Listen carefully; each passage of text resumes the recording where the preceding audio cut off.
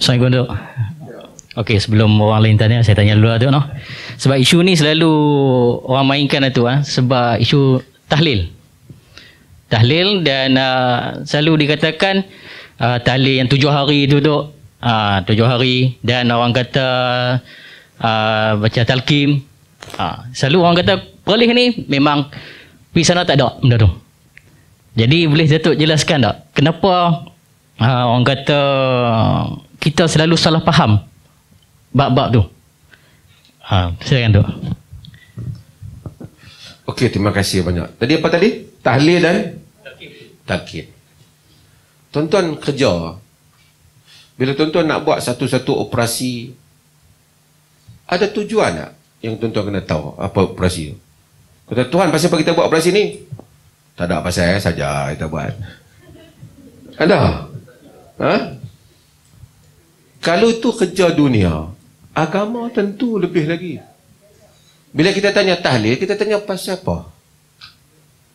Pertama saya sebut tadi dulu, kena define dulu. Kena berikan takrifan. Tahlil tu apa dia? Tahlil tu kita buat kenduri, makan-makan. Yang tu bukan tahlil, tu makan. Tahlil ni perkataan Arab daripada halal. Yang ni halala, yang tu la ilaha illallah. Tu tahlil. Tahlil tu la ilaha illallah. Hallilu. Setahlil. Maksud la ilaha illallah. Hallilu mi'ah. Sebut la ilaha illallah 100 kali. Kan?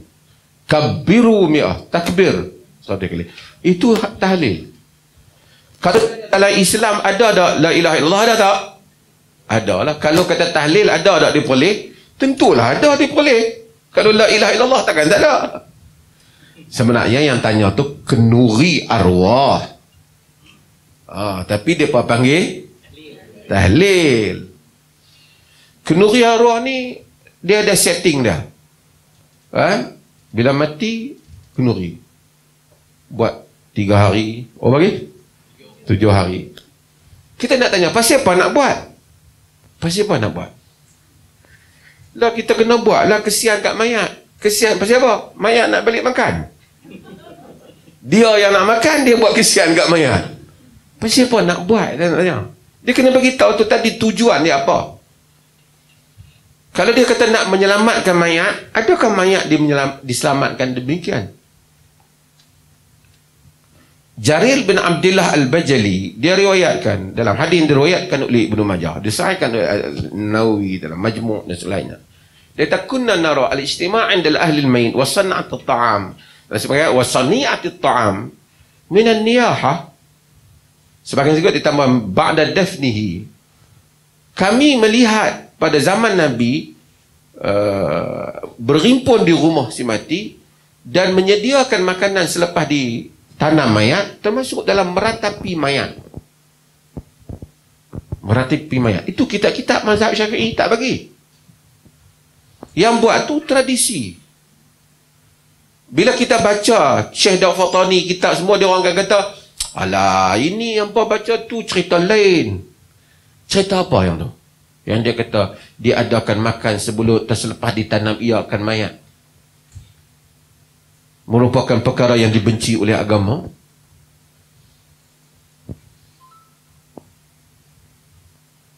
Imam Syafi'i tak ada. Tidak ada mazhab yang suruh buat kenduri arwah ni. Dia kata, "Dak, kita nak baca Quran kepada orang yang mati tu. Baca Quran sampai tu pun tak, khilaf di kalangan para ulama. Wallahu ta'ala alam, pendapat yang paling kuat, barangkali bacaan Quran sampai kepada si mati. Hatta Syekhul Islam Ibn Taymiyah rahimahullah, dia berpendapat bacaan Quran sampai kepada si mati. Jika kita sedekahkan, kita kata, ya Allah, jadikanlah pahala Fatihah ini diberikan kepada ibu saya. Kalau Allah mustajabkan doa tu, sampai. Dan jumhur bagi banyak dalil. Dalam Imam Syafi'i kata tak. Imam Syafi'i kata tak sampai. Alasan dari Imam Syafi'i antaranya, wa alaysa lil insan illa ma sa'a. Manusia tak dapat melainkan apa yang dikerjakan. Boleh baca Al-Imam Ibnu Katsir ketika dia tafsir ayat ni, dia kata di atas ini, maka mazhab Syafi'i kata tak sampai. Dan Imam Nawawi menyebut yang demikian tu mazhab Syafi'i dalam kitab Syarah Sahih Muslim. Dia kata Imam Syafi'i kata tak sampai. Tapi kita dalam hal ni hormat Imam Syafi'i, dia kata tak sampai, tapi majoriti kata sampai. Kalau orang tanya saya, satu orang tu sebut qul huwallahu ahad, Allahu samad, lam yalid wa lam yulad wa lam yakul lahu kufuwan ahad. Ya Allah, pahala ni bagi kat sahabat saya. Kalau Allah mustajab sampai. Tapi dia tak kata nak bagi sampai kena buat kenduri dulu. Tak ada. Itu orang Melayu yang buat. Kalau dia ikhlas, dia baca lah di mana pun. Itu isu yang berbeza. Dia kata dia kata bacaan Quran tak sampai. Kita tak keluar fatwa tu. Ni dia terbagi kenduri arwah. Kenduri arwah cerita makan. Kalau kau nak baca di rumah, sekarang kita dengar kawan kita mati, kita baca lah. Tuan-tuan, isunya ialah kerana ada setting ni. Saya bukan nak kata semua, tapi setting ada kenduri, ada taekong, ada apa ni. Setting ni ada geng yang berkepentingan. Jadi bila tak ada yang ni, dia jadi resah. Itu pun satu income juga kadang-kadang. Dan sebahagian negeri, mati kena bayar nak sembahyang. Kena bagi sampul. Kalau orang yang mana sampul banyak ni, ramai.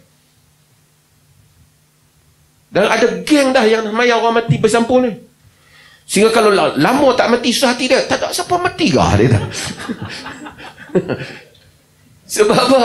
Pasal dia susah hati. Income dia. Minta maaf lah, bukan semua. Ada geng yang memang pencen dia duduk tunggu orang mati. Petang-petang ni tak ada orang mati. Oi, hello, ada orang mati. Cantik kan?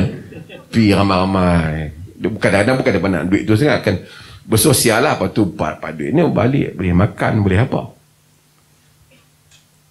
Kalau manusia ni bila mati orang semayang kerana bagi duit, artinya orang kaya masuk syurga, ramai orang semayang kat dia.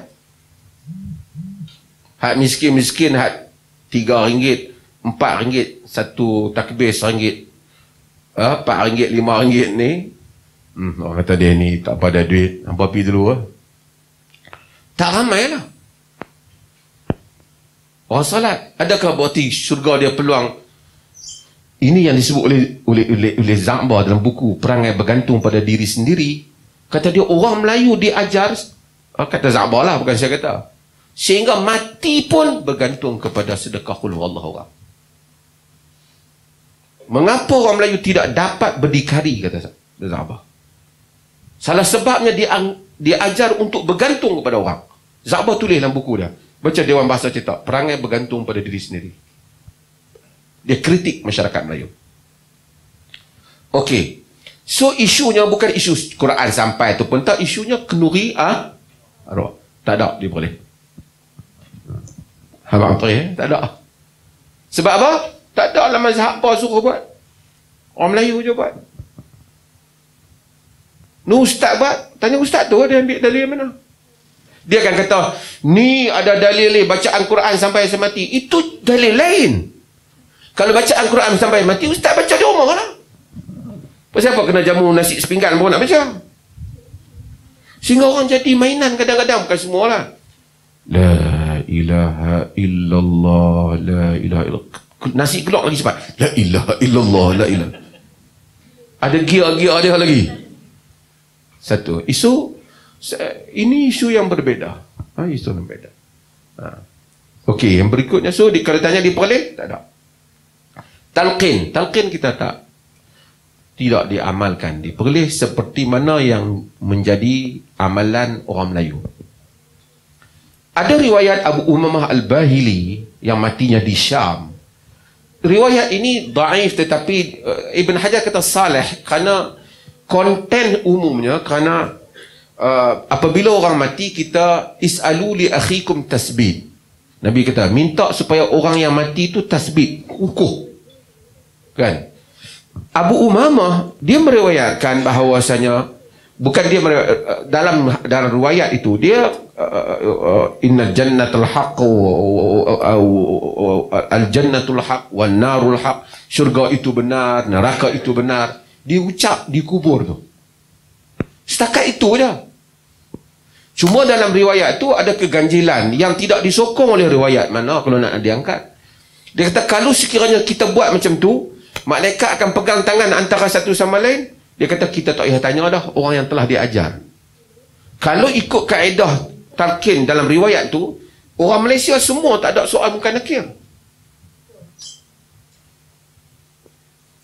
Kalau nak pakai riwayat tu, itu menjadi amal. Pun kalau nak pakai riwayat tu satu lagi, dia bukan seperti yang diamalkan oleh orang kita ni. Wahai fulan bin fulanah, ketahuilah bahawasanya engkau telah mati dan kemudian akan datang kepadamu dua malaikat. Dia akan menyuruh engkau duduk dan dia akan bertanya padamu. Jawablah engkau dengan soalan dengan lidah yang fasih. Akan bertanya dia, siapa Tuhanmu? Jawab, Tuhanku ada Allah. Siapa nabimu? Jawab, nabiku Muhammad. Kan sehingga akhir. Kan lebih kurang dia punya teks yang mereka guna tu. Kalau macam tu, orang dia kata bukan, kita nak bagi ingatan kepada orang terkubur tu. Orang terkubur akan tengok, member kita punya teruk. Tu imam kata, cool. Jawab dengan lidah yang fasih. Semudah itu soal munkar nakir. Itu tidak membantu maksudnya. Itu tak membantu. Dan kemudian saya nak tanya, dulu pernah saya cerita dulu satu tempat dia duduk. Saya tak, datuk saya meninggal di Pulau Pinang. Saya tak talqin, saya buat tazkirah terkubur. Tazkirah terkubur ni pun bukan setiap kali. Ada kelapangan kadang-kadang Nabi bagi ucapan terkubur. Di Perlis kita ada keluar buku tazkirah di kubur. Jawatan Mufti keluar. Jadi ada orang dipanggil ke jawatan agama, dia tanya saya. Dia kata kenapa tak talqin? Saya kata tak apa, saya tak talqin. Saya buat tazkirah. Dia kata tak boleh, tak kena. Apa yang tak kena? Saya tanya dia. Tuan, saya tanya satu soalan. Dia pengarah jaga agama. Saya tanya tuan satu soalan. Kalau ada satu orang, dia ni punyalah baik, soleh, dia pergi Mekah, dia mati di Mekah ataupun dia mati di Madinah, dia dikuburkan di Baqi', kubur sahabat Nabi, Baqi' kan. Dia orang di sana tak talqin. Dia boleh jawab soal munkar nakir ke tak? Saya tanya dia. Saya muda macam tu, umur 26 tahun. Lama dah kira duk lawan benda ni.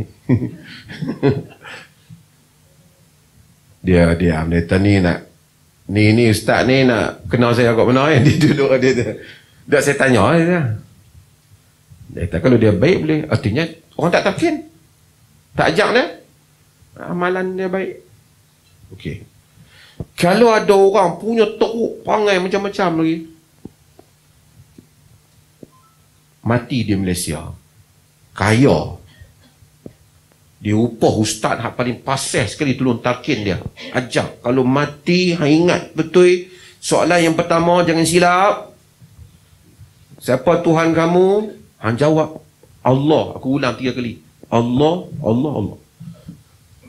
Soalan yang kedua, siapa dia Nabi kamu? Nabi Muhammad. Ingat, Muhammad. Tu imam dia ulang kat atas kubur ni. Saya masa tu muda, saya lebih sikit, saya kata siap bagi nota pula tepi tu kau tak tahu nota dah kau, hang lupa study sebelum malaikat mai. Saya tanya dia boleh jawab ke tak? Dia saya tahu ustaz nak perkenal saya. Dia kata tuan, kita tang ni loh, boleh jawab tak? Dia kata kalau dia tak betul, dia tak boleh jawab no? Jadi Tok Wan saya tak ada masalah. Kalau dia soleh, dia boleh jawab. Kalau dia tak soleh, ajak pun dia tak boleh jawab. Dia kata ajak tu untuk orang hantar kubur tu. Kalau nak ajak orang hantar kubur, bagi tazkirah mereka lah. Bukan habang bila malaikat datang, jangan engkau gementar, jawab dengan lidah fasih. Hak tu menyebabkan member-member rempit sekali dengan dia, kata, weh, dia rempit punya teruk tu, Tok Imam kata okey ya. So, saya bukan nak hina hak dia amalkan negeri lain, saya nak jawab soalan tadi. So, di Perlis dia tak diamalkan. Di Mekah tuan-tuan mati pun tuan-tuan tak. Kalau tuan-tuan mati di Madinah pergi umrah, macam tu lah juga. Tuan-tuan mati di Jordan, macam tu juga. Mati di Qatar, macam tu juga. Mati di Kuwait, macam tu juga. Cuma mati di Perlis, sama hak negara lain. Cuma tak samalah dengan beberapa negeri lain. Macam tu je lah. Clear lah? Okey, terima kasih.